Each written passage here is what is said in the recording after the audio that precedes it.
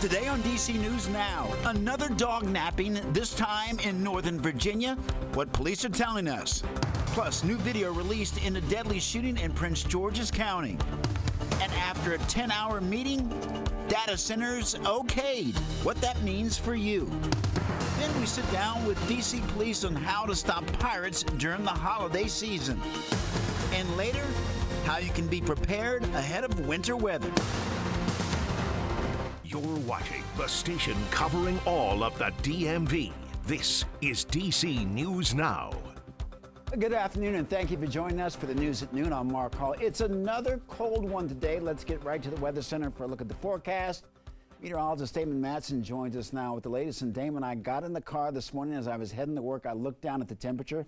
I haven't seen numbers that low in quite some time. It has not been since February, Mark, of this year that we saw temperatures that cold across the DMV. But thankfully, from here on, we're going to see some very gradual improvement and begin to warm things up. But folks, here is where we started out at early this morning. Out at the Dulles Airport, it dropped down to 19 degrees. That is the coldest again since February of this year. We had even lower temperatures than that. Look at Manassas. 13 was how low that temperature got by early this morning. We had plenty of those teens back across the western half of the DMV, and even DC here dropped down to 25. It was a frigid start to the day. Now, yes, this is still rather chilly as you step out the door starting out this afternoon here, as many of us are still in the 30s, but hey, that's at least a small improvement from where we started out at early this morning. It's going to take a little bit to start to really bump those temperatures up. To our benefit here today, we don't have as much wind as we did yesterday. And on top of that, the wind direction has finally changed. It's out of the south, and it will continue to be that way through the day today into the day tomorrow. And that's going to really help to bump those temperatures up. But we don't see any significant improvement here this afternoon. We'll pretty much see high temperatures similar to yesterday in the upper 30s and lower 40s, but without the wind and a little bit more sunshine, it's going to feel a little bit warmer out there, thankfully enough. But just how much more are we expecting those temperatures to rise heading into Thursday? We'll have a full look at your forecast coming up here in just a bit. All right, Damon, thank you. Another French bulldog stolen, this time in Fairfax, Virginia. Police need help finding Queen, this black French bulldog on your screen, and police responded to a burglary at a home in the 7500 block of Tralee Woods Court in Springfield. The victim told police that she was alerted that her dogs were running loose in the neighborhood. A family friend was able to retrieve 2 of the 3 dogs, but Queen is still missing. Police so far have not released many details. Anyone with information is asked to contact police. The number is on your screen, 703-644-7377. Well, a new video has been released in a deadly shooting in Prince George's County, Maryland. Take a look. Police say the car at the top of the screen, a dark-colored sedan believed to be a newer model Toyota Corolla, is involved. It happened in the 3400 block of 52nd Avenue in Hyattsville. They say a suspect got out of the car, fired several shots, hit the victim, and then fled. The victim, 44-year-old Kevin Jason Paul, was taken to the hospital where he later died. $25,000 reward is being offered for any information that leads to an arrest. Well, we have surveillance video showing a burglary at a D.C. restaurant. Its owners saying that D.C. has fallen into anarchy, and they're calling on district leaders for solutions. Our Daniel Hamburg joins us in the studio. And Daniel, the owner tells you that this happens almost every year. Yeah, Mark, Menamale posted on X saying it's the official start of the holiday season, a.k.a. robbery season. Owner Maria Rusciano tells me since 2018, her pizza shop she and her husband run and their nearby Italian store have been robbed almost every year. This is video from 3 a.m. on Tuesday. You can clearly see a man in a mask trying to break down the front door of Menamale in Brookland. At first, he tries using some kind of hammer and then ends up kicking down the door despite the alarm going off. Rusciano says they don't keep cash on site and have cameras all over. She says the man only got away with some liquor, but this crime trend is something that needs to be addressed. She thinks police are doing what they can with the resources they have, but wants more patrols in the area, and she also wants more legislation from the D.C. Council to be tough on crime. I feel this ambience of not being tough on crime just emboldens individuals who are prone to commit it, and if there are no consequences or no serious consequences, then why not? Now, Rusciano says luckily this time the thief only broke part of the door frame, so they were able to replace that after an officer watched over the restaurant overnight. I'll have more tonight starting at 4 o'clock. In the studio, Daniel Hamburg, DC News Now. Daniel, thank you. Major changes could soon be coming to policing in the district. This comes in response to the rising crime that continues to plague the district. Now, DC News Now's Liberty Zavala is at the Wilson Building with more on a public hearing for a new bill aimed at reducing crime. Well, it's called the Act Now Crime Bill, introduced by Mayor Muriel Bowser, and it aims to give officers more tools to reduce crime and hold criminals accountable.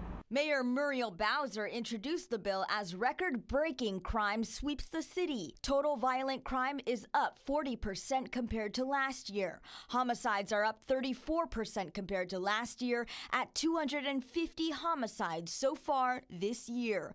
If passed, the Act Now legislation would stiffen penalties for criminals. Organized retail theft would become a felony. It would reinstate a law making it illegal to wear a mask to commit a crime, and it would reinstate the police chief's ability to declare drug-free zones and limit loitering. Mayor Bowser says this is not about protecting police, as some have argued, but will prioritize MPD's ability to hire, recruit, and retain officers. I testify in support of Act Now. Parts of our city are plagued by criminal activity on public spaces. Innocent people are being shot. Homeowners are afraid to walk on their sidewalks. Rolling back hard-fought police reforms is an unnecessary and dangerous distraction. The bill would also allow officers to review their body-worn camera footage before making their initial police reports under certain circumstances. For now, at the Wilson Building, Liberty Zabala, DC News Now. Liberty, thank you. In Virginia, two separate but similar lawsuits are being filed by the city of Alexandria and Henrico County. The lawsuits claim that Virginians with diabetes have been forced to pay inflated prices for insulin. The lawsuits claim that insulin manufacturers conspired with companies that manage prescription drug programs. Insulin manufacturers are accused of jacking up costs and giving a portion of the profits to pharmacy benefit managers. The lawsuit says that making insulin cost as little as $2, but manufacturers sell vials for as much as $700. The price determination mechanism isn't transparent, and it's not clear as to why these prices have been going up so much. Well, insulin manufacturers Eli Lilly and Sanofi are denying the allegations. They say the complaints are baseless and should be dismissed. Well, staying in the Commonwealth, after nearly a 10-hour meeting that lasted overnight, the Prince William County Board of Supervisors made a decision on new data centers in the county. DC News Now's Lex Juarez was at the Prince William County Administration Center as the vote was taken early this morning and has details on the final vote. Well, it was another marathon meeting for the Board of Supervisors, and this time they got to a final vote, voting 5-3 to approve the project. Motion passes 5-3. The Devlin Technology Park project will bring a 4.2 million square foot data center to Bristow. That plot of land was for single family homes, and those living in the area are against building data centers for a few factors. The main concerns being noise and the overall look of the centers and concerns over pollution. However, there's a big push due to tax revenue this project could bring, as well as jobs for workers in the county. Now, the Planning Commission recommended approval for the proposed plan, but community members are feeling taken advantage of by the board, who they say has been approving too many of these projects in a short period of time. We're doing our share. The people who live in Gainesville, Bristow, and Haymarket and Manassas are already doing their share in the data center tax revenue situation. So we don't feel we should be burdened anymore, and today we were burdened. Well, meetings on this specific project started at the beginning of the year. And coming up in just a few weeks, board members are going to be voting on another data center project that's proposed for the county. That's going to be on December 12th, where they're going to be voting on the PW Digital Gateway project that would go in Gainesville. In Woodbridge, I'm Lex Juarez, DC News Now. Lex, thank you. People who bought gifts on Cyber Monday are expecting packages to show up any day now. And DC police are on a mission to make sure that your gifts don't fall into the wrong hands. Joining morning anchor Corey James this afternoon is MPD's Sergeant Anthony Walsh and Officer Muhammad Lewis, and they're going over what we need to know. First, starting off, what should people do to make sure their packages do not get stolen?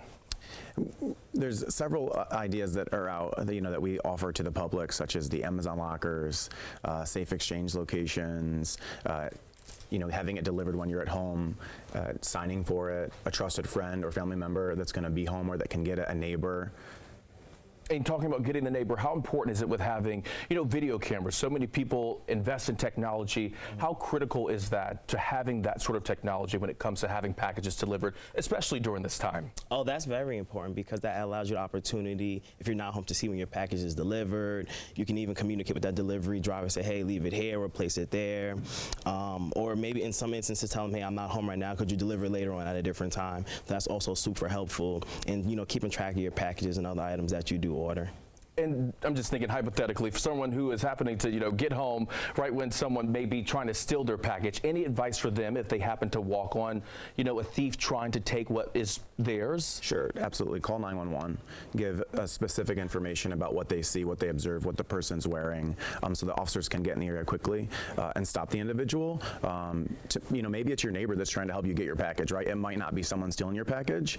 So really give great information about what they see, what the person's wearing, so the officers can make contact and figure out, are they just trying to be helpful, or was a crime being committed? For people who want to purchase on Craigslist, Facebook, any of those social media sites, how should they safely do that? Definitely through our Safe Exchange program through any district. They can go to our website, get the locations of any district police station, and they can make those exchanges right at our district, inside our stations in the lobby where the police are present. Again, that's so you can exchange the money, for the item, and it's not a setup, right? So they can take advantage of someone, but definitely at any one of our districts.